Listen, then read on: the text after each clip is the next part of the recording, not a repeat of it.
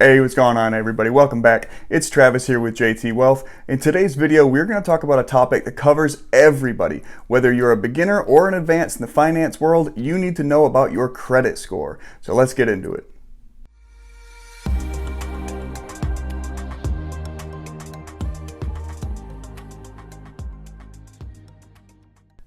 Alright guys, like I said, welcome back. Thanks for joining us. If you're new to the channel, we appreciate you checking us out. Don't forget to hit the like button and consider subscribing to the channel if you found today's information valuable. Alright, so like I said, we're going to talk about your credit score today. So whether you're brand new, just coming into the US maybe, or you're a teenager getting into the finance world, your credit score is going to affect so much of your future life. So it's very important to understand how they work, where they come from, and how to improve them. But the same can be said for an adult or somebody in their senior years who is trying to figure out the best ways to improve their credit score, maybe to get a new mortgage or a new car loan. So let's take a look at what today's video topics are.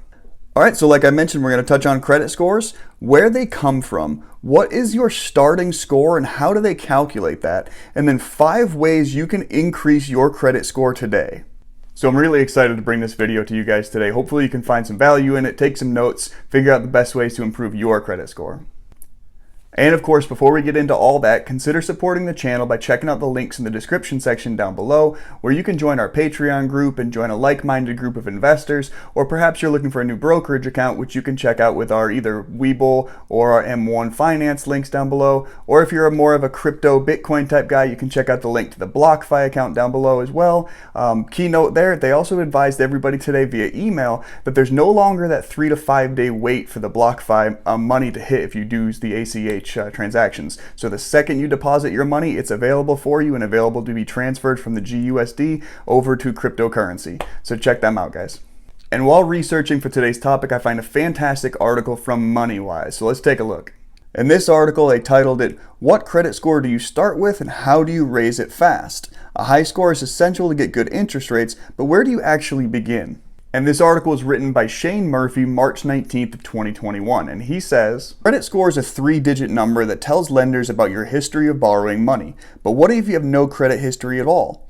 Maybe you just turned 21 and have never had a credit card before. Maybe you're new to the US, or perhaps you've just never needed to use credit up until now. Either way, you're new to credits, you're probably pretty curious whether you start at the bottom, top, or somewhere in the middle of that scale. A high score could mean the difference between getting a tremendous deal on a mortgage and getting rejected for a simple credit card." Alright, so let's answer the first big question. Where does your credit score come from? You might assume that since you're a total unknown, your starting score will be 0. But in fact, prior to having a credit history, you have no score at all. So your starting score will only be calculated once you've had credit, such as a credit card or a loan, in your name for at least 6 months. The 3 big credit reporting bureaus, Equifax, Experian, and TransUnion, have access to slightly different information about you and use that information to score you in slightly different ways. However, the scoring model they use most often comes from the Fair Isaac Corp, also known as FICO. These scores range from 300 to 850. The higher you score, the more trustworthy you appear to lenders. Alright, so now we know where the score comes from, the 3 credit scoring bureaus and using the FICO method, but what is your actual starting score? Well, like we mentioned previously, the credit score doesn't exist until you've had 6 months of credit history, and it's going to fall somewhere between that 300 to 850 realm. But your actual starting credit score, the first score you get, it won't be at the bottom of the scale, but it won't be at the top either. More often than not, starting credit scores fall within the fair range, somewhere from 580 to 669. You haven't really had time to trash your credit score yet, right? But 6 months isn't also a great amount of time to build the credit score. Now, generally, your initial credit score isn't going to be high enough to allow you to get those best interest rates on loans or credit that you might want, certainly for a mortgage, but it will set you up to be in a position within about a year or 2 to get fantastic rates if you follow some simple steps. Now, in order to do that, it's super important you understand what goes into creating your credit score, what they're actually looking at. Now, when considering what goes into your credit score, there are 5 factors that contribute to your FICO score, and some carry more weight than others. Now, those 5 factors, from most important down to least important, are your payment history at 35%, credit utilization ratio at 30%, the length of your credit history at 15%, your mix of credit at 10%, and then your hard inquiries and how many you've had at 10%. So let's take a look at each one of those a little bit more in depth so you have a better understanding of what that really means. Your payment history. This is the single most important factor, making up over a third of your score. It shows lenders whether you have a history of late or missed payments on loans, credit cards, and sometimes other bills. While you're building your credit score, it's essential that you make all of your payments on time. Even one late payment can cause your score to drop. And if you fail to make up for a missed payment within 30 days, your account could be labeled delinquent, a stain that will stay with your credit history for up to 9 years. Now on to your credit utilization. Your utilization ratio is the amount of credit you're currently using divided by the total amount of credit you have available to you, expressed as a percentage. Ideally, you want to keep your utilization ratio below 30%. So if you've only got one credit card and it has a $1,500 limit, you should aim to have less than $500 in debt on it at any given time. If possible, try to pay off all your balances in full each month. That way your credit utilization will be zero. And now on to your credit length. The amount of time you've had credit also plays a big role. If you're a new user, the length of your credit history will be quite short, and there isn't much you can do about that but wait. But once you're a bit further along, make an effort not to cancel old credit cards, especially cards with no annual fee, even if you don't use them very often, as all active cards count towards your credit length. If you do need to close a credit account, start with one you opened most recently and keep your oldest accounts active and paid off. For those of you that are more advanced credit users that are maybe considering improving your credit score by paying off some debt, one of the pieces I don't want you to gloss over there is not closing that account once you've paid it off. So the important thing there is that if you do that, you now diminish your credit limits, right? If you had 2 cards at $5,000 each, you had a $10,000 credit utilization. And if you keep that level low, then you're doing pretty well. But if you cut one of those cards in half and say now you only have $5,000 of credit utilization, no matter what your starting balance was, it makes it look that much worse. Because if you had a $500 balance on a $10,000 limit, that's okay. Now if you have a $500 balance on a $5,000 limit, it's 2 times worse, right? Now let's move on to your credit mix. Your credit mix is the number of different types of credit that you have on your report. They use a variety of products like your credit cards, student loans, auto loans, mortgages, and lines of credit, all showing lenders that you're a safe borrower in any scenario. It's worth noting that lenders don't always report every account to every credit bureau, so opening a new account might not have the impact on your mix that you thought. So if you're looking to boost your score, make sure to check with the lender first to make sure your new account will be reported. And just as a general rule of thumb, it's probably a smart idea to not seek out too many large loans or credits in the same time period, right? If you just bought a new vehicle, you might want to wait a while before you go apply for a new mortgage. And that might be because of that next issue, hard inquiries. So whenever you apply for a loan or a new credit card, the lender will pull your credit history before deciding whether to approve your application. This is known as a hard inquiry, and it can decrease your score by several points.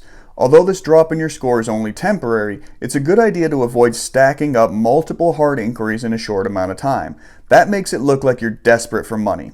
After undergoing a hard inquiry, keep an eye on your score and try not to apply for any new credit cards or loans until you see it go back to normal. Alright, so those are the 5 factors that go into considering your FICO credit score. So the next smart thing you can do with your credit is to make sure you're monitoring your credit score regularly. Once you understand what goes into your credit score, get in the habit of checking it every month. You can find a number of services online that will let you monitor your score for free. Now, the website and the article, it goes on to kind of push a lot of products on you guys for which sites you can use, but remember there are 3 different credit scoring companies, and each one will let you pull your actual credit score directly from them 4 times a year. So 3 credit scoring agencies 4 times a year, alternate them, one, then 3 months later do it again, and 3 months later do it again, right? So you can literally check your credit score directly from them for free every month. Moving on to the third thing you can do to start increasing or creating your credit, and that is opening a secured credit card. Now, a secured credit card is very simple. You'll go to your bank and talk to them about opening a new credit card. They'll recommend a secured credit card assuming you have no credit. At that point, you give them, say, $500 cash. They're going to put it in the account and give you a credit card worth $500. And as long as you continue to make your payments and do so on time, you won't forfeit your original $500. Continue making those payments over a period of time and go back and say, can I get my credit limit increased? They may actually consider giving you an actual credit card instead of a secured credit card if you've had enough strong credit over time with them. The fourth option is the Fresh Start loan. This is also referred to as a credit builder loan, and sometimes, like I said, the fresh start loan. Unlike a regular loan, when you go to the bank and open a fresh start loan, they're not going to give you any cash. If you took out a loan with them for the fresh start loan, you're going to start making payments just like you would on a regular loan, even though they've given you no money. Now they're going to start collecting your payments and accruing them in your loan account. At the end of the time period for your loan, whether it's say a $500 or a $5,000 loan, you will have paid that much money plus interest for the bank, of course. And at the end, you do have access to that money. So it's almost like a savings account that also increases your credit based on credit score, credit time, and credit mix. So it's a really good option. If you've managed to do a couple of these things and you've gone your 6 months, it might be time to start taking your credit to the next level. So after you've spent some time working on your score and bumping it up to a good credit range, somewhere between 660 and 724, you'll qualify for much better interest rates. But don't stop building your credit just because your score is decent. Take advantage of the perks you've worked so hard for and use them to improve your credit rating even more. Now, it's at this point in the article that they go on to recommend low interest auto loans or personal loans to continue increasing your credit score. And you're probably going to end up doing that anyway, especially if you're young. So just remember that low interest part. Get the highest credit score you can and then get the best loan options you can. If the interest on the loan is low enough, then the financially savvy people would rather leverage their money in investments than say pay cash for a vehicle. So theoretically, you can pay a 3% interest rate on a vehicle and make 7 or 8% in the market. So those people are going to say, obviously, that's the smart move. I'm going to keep my money in the market and just pay the banks 3%. The top of that from the market, I'm up 5%. So it's up to you on how you want to start approaching that, and I'm not going to recommend anybody take out any loans for a vehicle or anything like that as you go through this process. If you can afford a used automobile on your own, just by saving for it and purchasing it, it's a much better option than taking out more credit, in my opinion. And that's pretty much it, guys. Those are the basics of how your score is going to be created, what your score would be when you're just starting off brand new, and some 5 points on how to watch and transition your credit score from an entry level, or maybe just a poor credit score, up to a good or excellent credit score. Once you have credit and you're out there using it, keep your credit limits low, keep the amount of cards you have low. I would avoid those store-bought credit cards. You really don't need them. And just be smart and savvy about how you approach your credit, because it will impact those big purchases that you're trying to make down the road.